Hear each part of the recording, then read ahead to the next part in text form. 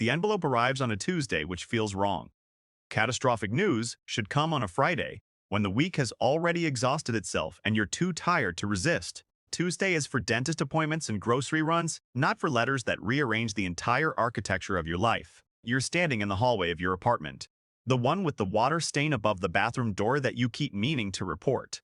When you open it, the letterhead is embossed. Old money doesn't announce itself loudly. It announces itself in paperweight and serif fonts. Your grandfather's legal name appears 3 times before the word estate appears once, and then the number, 7 digits before the decimal point. You read it again. Same number. Your grandfather was a man you associated with silence, holiday dinners where he sat at the head of the table like a judge who had already delivered his verdict on everyone present. He smelled of cedar and old decisions. He never asked about your life, and you understood even as a child that this wasn't coldness, it was a kind of respect.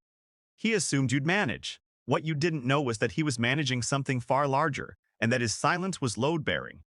Herrick & Associates walks you through the structure over 2 days. You sit in a glass-walled conference room on the 14th floor and learn the shape of what you've inherited, not just money. A holding company. 11 subsidiaries.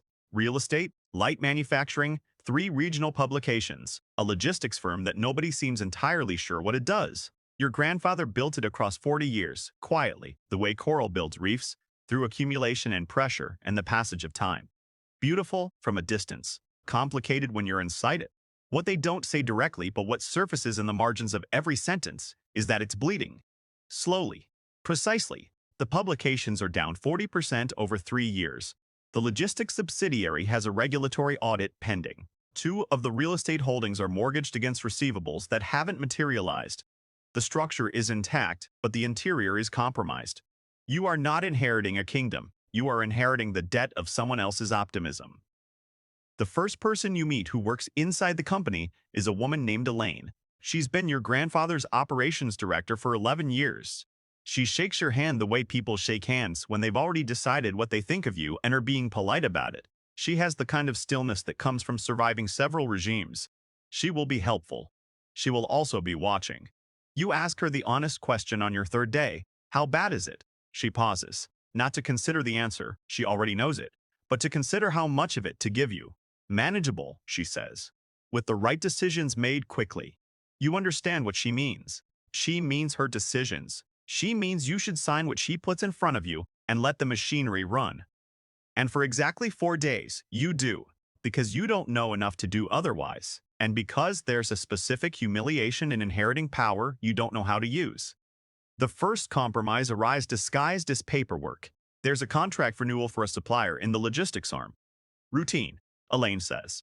Long-standing relationship.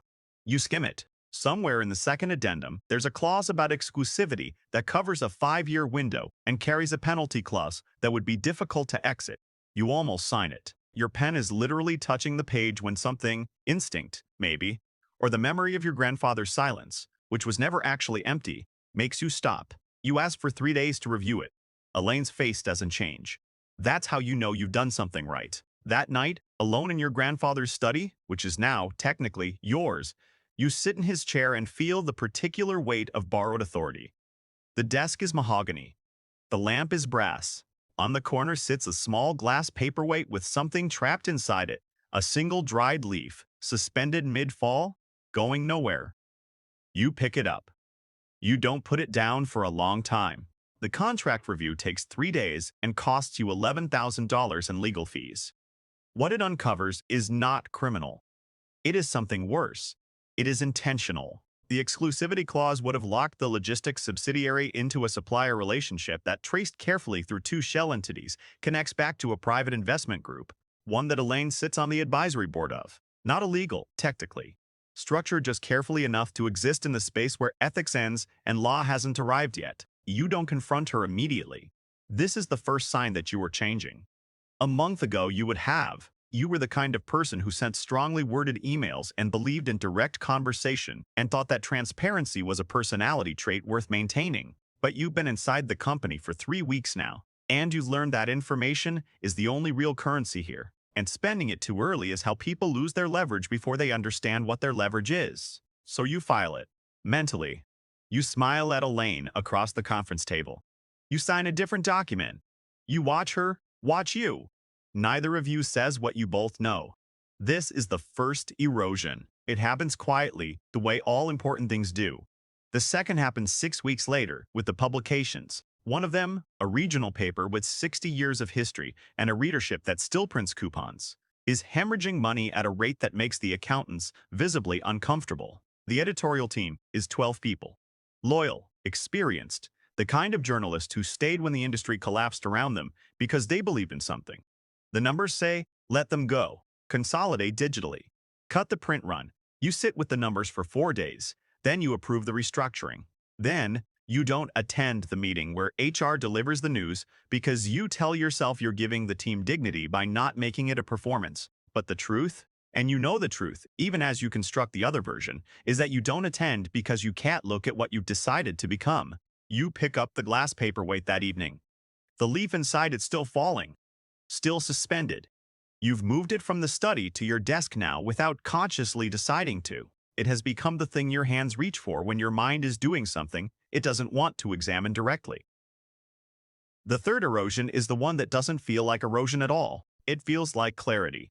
There's a board member named Castellan, old, deliberate, your grandfather's contemporary, who has been quietly accumulating proxies from minority shareholders.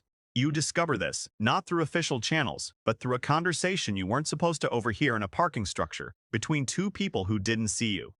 Castellan isn't hostile. He's patient. He's building the architecture for a governance shift that would leave you nominally in charge and functionally irrelevant. He learned this patience from your grandfather, probably.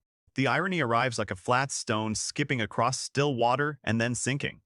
You could report it to the board. You could consult legal. You could do a dozen procedural, defensible things. Instead, you call Elaine. Not because you trust her, precisely because you don't. Because you've learned that people who have their own interests are more reliable than people who claim they don't.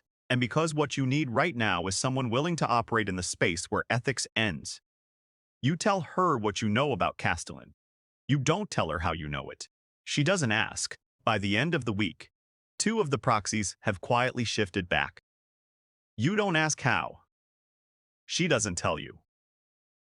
You and Elaine understand each other now. This is not friendship. It is something more durable and more troubling. At night, the study feels different. The chair fits differently. You catch your reflection in the dark window glass and stay with it a beat too long, the way you do when something is almost recognizable but not quite. Your grandfather looked out this same window, made decisions that calcified into the structure you now inhabit. You used to think his silence at those holiday dinners was about control. You understand now that it was about cost. Every decision had taken something from him, quietly, over decades. And what remained was a man who had learned to keep very still so that nothing further could be taken. You are 34 years old. You have been here 4 months. You are already keeping very still. The company stabilizes. Slowly, unevenly, the way damaged things stabilize, not by becoming whole, but by redistributing weight. The audit resolves. 2 subsidiaries are sold. The remaining publications merge and survive, reduced but breathing. Elaine stays. Castellan retires with a press release that thanks him warmly. The glass paperweight stays on your desk. You don't know, yet, whether you save the kingdom or simply learn to manage its dying at a more acceptable pace. Maybe those are the same thing. Maybe that's what inheritance actually is. Not receiving something, but agreeing to carry the weight of decisions that were never yours until the weight becomes indistinguishable from who you are. The leaf inside the paperweight is still falling. It will never land. Neither will you.